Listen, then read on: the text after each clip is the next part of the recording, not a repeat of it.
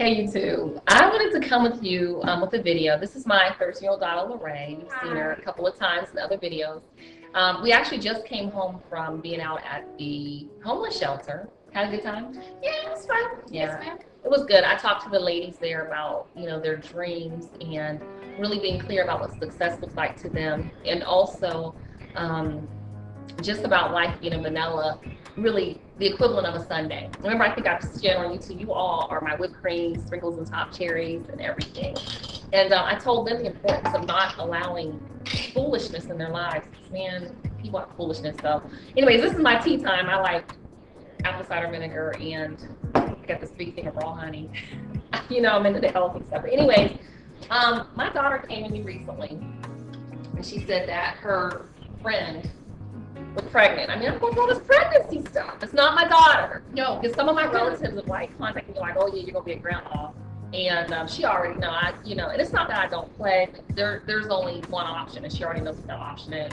But I wanted to talk to you all about, do you give your kids condoms? Those of you that have had 13-year-olds and 14-year-olds, because she came to me and tell my listeners, tell actually my audience what you told me about your friend. Don't say any names. Okay. Well, we were in the car, we were driving, and the subject of condoms and sex got brought up, and I was like, Mom, don't judge my friend because she is pregnant. And my mom was like, what?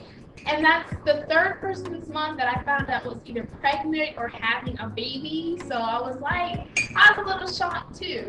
So my mom said, she was like, whoa, what do you mean? She said, do you want me to buy her a pregnancy test? No.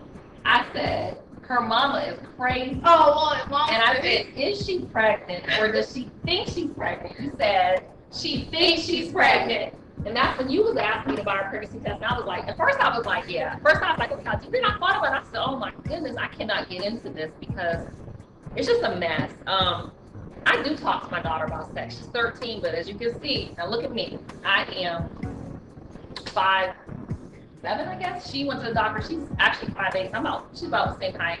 This is my 13-year-old daughter, okay?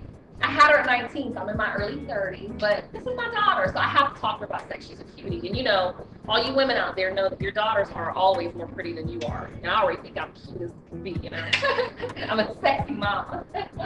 Anyways, but we talk about it. I get things. We went to a symposium recently. I got things like Surgeon General's warning: sex at an early age may result in unfulfilled dreams, incurable diseases, and a baby that wakes you up at 2 a.m. every morning. I mean, this is for real. I don't know if you're talking to your kids about sex. I don't know if you're talking to them about condoms. I don't know. But I'm telling you, it's more real than you think. In the city that we live in, the AIDS rate in one of our zones, which is considered zone 1, which is the poverty level, 78% of the parents in that zone are single moms. The kids are just popping up with incurable diseases and babies. So, talk to me about it. So I talk to my daughter. Of course, I've taught her abstinence. I've taught my other daughter that they'll be the first in our family not to have babies or be pregnant when they're married and have babies out of wedlock, or even attempt, be virgins when you get married. It's something to look forward to. I've also talked to them about sex. We talked about condoms.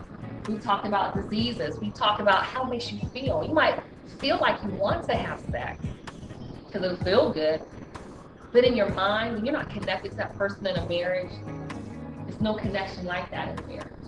Because there's an option of, if it's your boyfriend, he won't go tell who. His friends, his mama's friends, his daddy's daddy's friends, his uncle's friends, and his grandma's friends. He gonna tell everybody and his home. So, I mean, if somebody though, since you do have friends that are having sex, talk to them and tell them what they should be telling their kids about sex. I mean, why don't you want to have sex? It can't just be from what mommy said, because boys like you. Have an basically have an open relationship with them.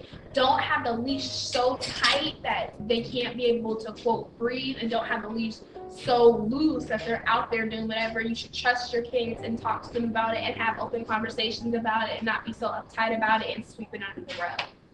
When we talk about sex, does it make you uncomfortable? Sometimes.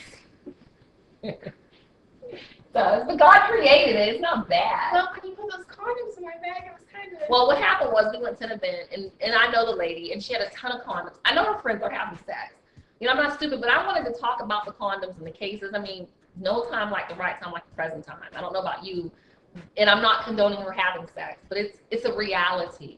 And it's more of a reality nowadays that kids are having sex than they're not having sex. So I think that as a society, especially in the African American community, especially me being a single mom, I have to talk about it because I don't want it to happen. And I don't also want to just say, well, just don't have sex, it's not going to happen. I want to say, look, let me tell you the reasons why. Let me tell you the precautions and the preventatives.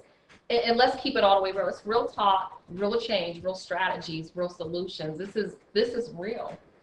And, you know, you having friends, and you have a boy that is having a baby, is a friend.